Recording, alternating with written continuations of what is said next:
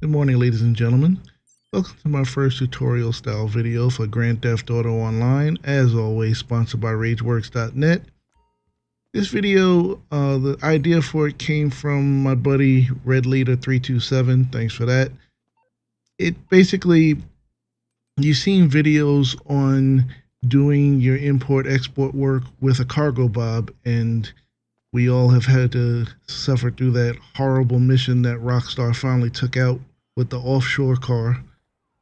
Basically, this is how to do the import-export missions with a Cargobob when you don't own a Cargobob. Because basically what my buddy Rob said was the missions would be a lot easier if I owned a Cargobob. I was like, dude, you don't need to own one. Of course it's easier if you do, but you can still get one either way. Now, I picked this video because I made a lot of mistakes, and showing those mistakes will help you not make them, and forming your own style. Normally I would just start right from my office in my buzzard, but as you saw, like an idiot, I had ordered the turreted limo, so can't get my buzzard right now. I didn't want to blow it up because I didn't want to cause any unwanted police attention. So I hop in my Karuma, and first I gotta get a little payback for that NPC that decided to make me street pizza. I mean, you didn't think I was gonna let him get away with that. So I'm just gonna drive a little while, drive a little bit away from the office so I can get my buzzard. And you saw earlier when I looked at the map that the Mamba in question is on the other side of the Alamo Sea, so that's a good distance away. You could just fly out there with your buzzard and take it, but we're gonna get the Cargobob. Now you get the Cargobob. Shout out to Almighty Duda there. He helped me hold down this lobby. We get the Cargobob from Merryweather, and it's almost always going to be right on the edge of their dock at the Merryweather headquarters.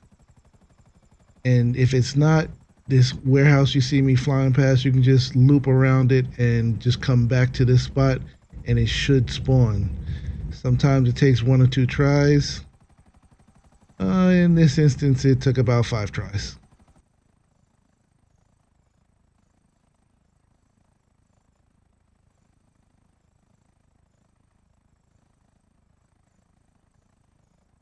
It's never taken that many tries, but whatever. So remember, this is Merryweather. Sometimes you get lucky and there's no one there. This time there were 3 guys there, but they decided to be cool. But if there's like a guy standing right next to the Cargobob and he has a gun, you might want to pull out a silenced weapon and just pop him in the head. So now we have to fly out past the Alamo Sea. This car was on a traffic stop, so there will be 2 police officers there. I will always pull out my heavy revolver when there's a situation where you have to take people out. A lot of people would normally just pull out, an automatic weapon or something. I don't, because the whole point of the Cargobob style is to not damage the vehicle. And when you pull out an automatic weapon, you're probably going to put some holes in your car by mistake. I got a little bit too close to them and got my 3-star wanted level too early. Hello. What can I do for you? So you don't want to get in serious trouble, huh? Okay, leave it with me. Now that Lester has cleared the wanted level, we can pick up the car with the Cargobob. Now obviously it's better to do this in an empty lobby. This is not an empty lobby, so you got to always be mindful of your surroundings, check your expanded map, and make adjustments.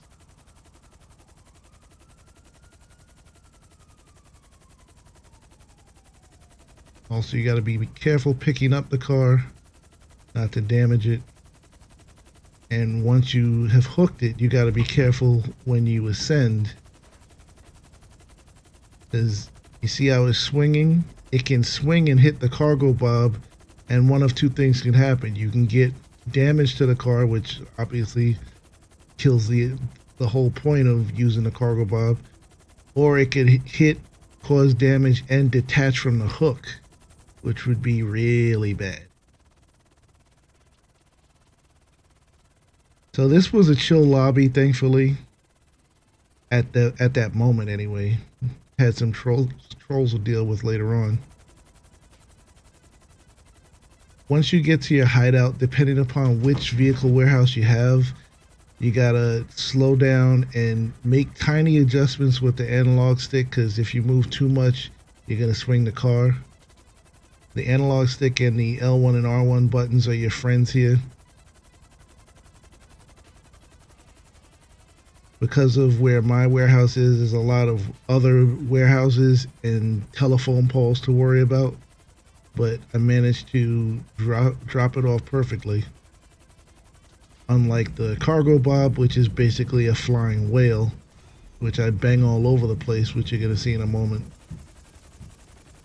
Right there, that's how you can do the Cargobob style of import-export when you don't own a Cargobob.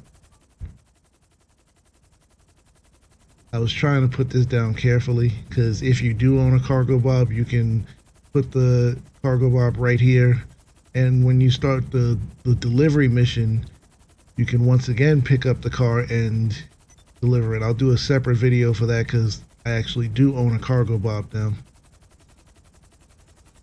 On the delivery end, if you don't own a Cargobob, it's not going to work out as well.